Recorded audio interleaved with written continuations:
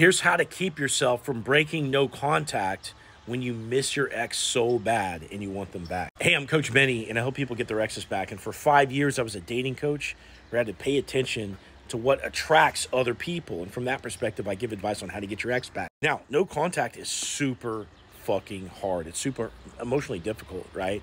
And depending on your ex's attachment style, you could be going no contact for, a month, 2 months, all the way up to maybe 5 or 6 months, depending on what's happened. And as somebody that's still connected to your partner, that wants them back so bad, that wishes things were different, that feels helpless and out of control, that feels like you lost your future, etc., it's going to be really hard to be disciplined and buckle down and not break down and reach out to it. So how do you get on top of this anxiety and this desire and this sadness that's, flowing within you that's going to potentially cause you to do something that's going to ruin your chances? Well, the easiest tactic, and probably the really, really obvious one, is to stay busy. Okay. Now, this isn't the healthiest choice. Why? Because just staying busy, it doesn't really put any intelligence on the situation, right? And this is the kind of thing that your ex is probably doing. They're probably distracting from the sadness of the breakup if they're a dismissive avoidant. They're distracting themselves by working a lot and maybe dating other people, even if it's just, rebound type situation. But you can stay busy, and you can also use this to your advantage. So when you're working, you're focused on work. When you're in the gym, you're in the gym, that kind of a thing. And staying busy is really going to help you, especially throughout the day. Now, think back to any time in your life where you were doing some kind of a sport, okay? For example, going on a long run.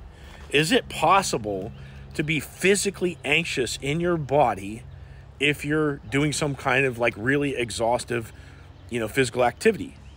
It's not, because your consciousness is in your body and not in your head when you're doing those things. If you're doing something that consumes your bandwidth and makes you present to every little millisecond that's unfolding in real time, imagine trail running, right? There's all these roots on the ground. If you're doing trail running, if you're not paying attention to the path ahead of you, you're going to trip on a root and break your ankle or something, right? So when you're in some kind of physical activity that consumes your mental bandwidth second by second, okay, it's impossible to be anxious, which is what's causing you to reach out to your ex when you go into anxiety, okay? And the more physical shit that you're doing, okay, the better. But that doesn't get you through those lonely nights, right? So usually what happens is you'll come home at night, you'll be in your room by yourself, you're sleeping alone, which you never used to do, right? It sucks. I remember those moments. And at night, you're going to start missing them. In other words, you're taking your consciousness out of your body, you're going into your head. If you think into the past and now it's like memories, nostalgia, blah, blah, blah, okay, now you're depressed. Now you're sad. If you think into the future, what are they going to do? Are they ever going to come back? Oh, who are they with right now? Blah, blah, blah, blah. Now you're anxious. Why? All because you're overthinking. You're accessing some conceptual moment that doesn't even exist right now, aka some moment from the past or some, theoretical future.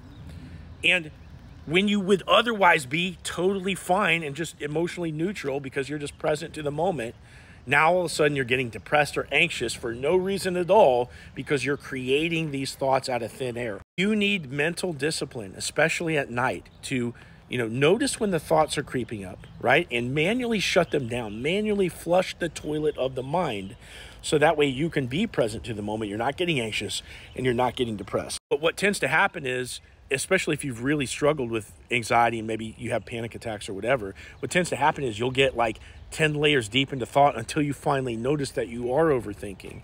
And so until you build this habit of catching your thoughts early and noticing it at the earliest stages, which requires mindfulness meditation and just paying attention to each little moment. Sometimes you're going to need tools like breath work patterns, like for example, box breathing, to take you out of your head and back into your body by doing a certain breathing pattern. Once it's too late to catch the thought on the early end, now you're 10 layers deep into it, and now you need that breathing technique to go back down to baseline. If you can get on top of your anxiety in these ways that I've said in this video, you're going to catch yourself from reaching out to your ex in this weak moment that you created for yourself out of thin air. And if you'd rather just have me on your side to talk you through these weak moments, you can definitely do that. Click into my profile, click this link down here, set up a call with me, and we can discuss getting me in your corner to help you get your ex back.